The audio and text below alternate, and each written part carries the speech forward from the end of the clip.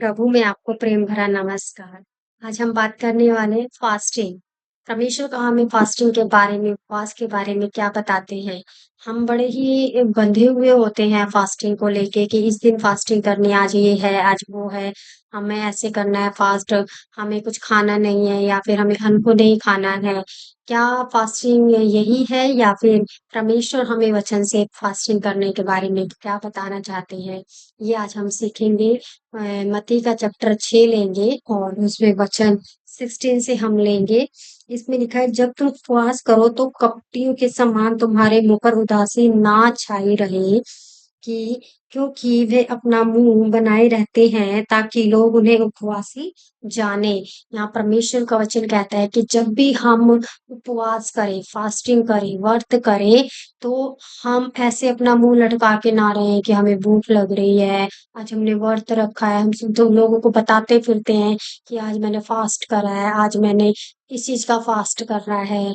ऐसे करके हम ना बताए और अपने मुंह को ऐसे उदासी से लेकर ना रहे, हम नॉर्मल रहे, है ना। और हम किसी को बताए नहीं कि आज हमारा फास्ट है, क्योंकि ये परमेश्वर और हमारे बीच की बात होनी चाहिए, ना कि लोगों को इस चीज के बारे में पता चलना चाहिए। क्यों ऐसा है? क्योंकि परमेश्वर जो चीज हमारे और हमारे बीच में होती है, परमेश्वर के बीच में होती है, वो गुप्त में होनी चाहिए। वो किसी को ढिंडोरा पीट के नहीं बतानी चाहिए, किसी के ऊपर हम एहसान नहीं कर रहे हैं, किसी के ऊपर हम ये नहीं कह रहे कि हमने व्रत रखा है, हम खाना नहीं खा रहे हैं, हम कमजोर पड़ रहे हैं, हमारे लिए ये सेवा करो। ऐसा वाला हमें किसी के ऊपर ना जताएं। ये फास्टिंग जो है प्रभु और हमारे बीच की बात है, जो एक पर्सनल रिलेशन परमेश्वर और हमारे रिलेशन को डेवलप करता है।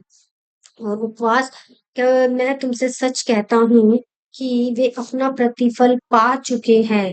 परंतु जब तू उपवास करे तो अपने सिर पर तेल मल और मुंह धो, ताकि लोग नहीं परंतु तेरा पिता जो गुप्त में है तुझे उपवासी जाने। इस दशा में तेरा पिता जो गुप्त में देखता है तुझे प्रतिफल देगा।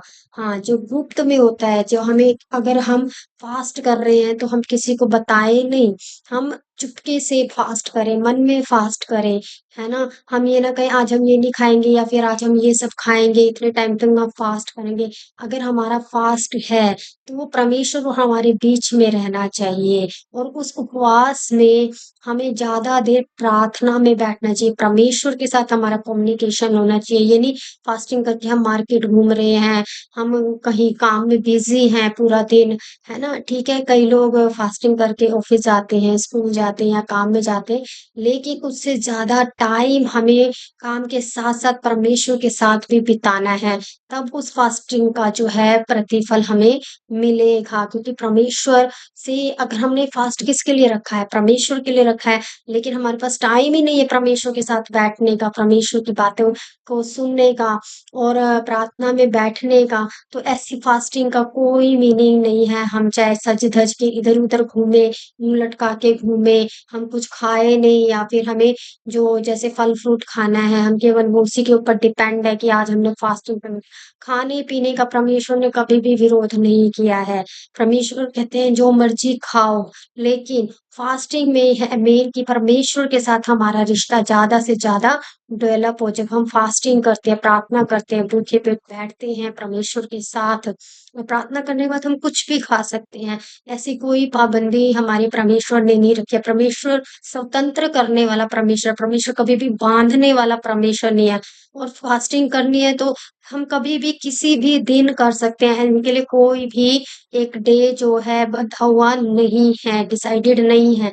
जब हमारा मन करे कि हमें परमेश्वर के साथ बैठना है, फास्टिंग करनी है, परमेश्वर के साथ हमें रिश्ता मजबूत करना है, जब मर्जी हम चाहे फास्टिंग कर सकते हैं, प्रार्थना कर सकते हैं, प्रभु के साथ अपना रिलेशन डेवलप कर सकते हैं। और परमेश्वर और ये हमारा रिश्ता जो है गुप्त में होना चाहिए, तभी इसका प्रतिफल हमें मिलेगा, हमारा परमेश्वर का रिश्ता मजबूत बनेगा, तभी हम उनकी आवाज को सुन सकेंगे, हर एक बात को आत्मा में हम उनकी समझ सकेंगे। यही है उपवास का मीनिंग। उपवास का मीनिंग ये नहीं है कि हमें भूखे पेट कहीं पर भी हम जा रहे हैं और हम दूसरों के ऊपर बता रहे हैं कि ये हमने व्रत रखा है। परमेश्वर हमेशा गुप्त में चुपचाप रखने वाले फास्टिंग से प्रसन्न होता है और उसके साथ हमें समय बिताने में प्रसन्न होता है। ये है उपवास का मीनिंग। प्रभु आपको इस वीडियो के द्वारा बहुत आशीष करे। God bless you.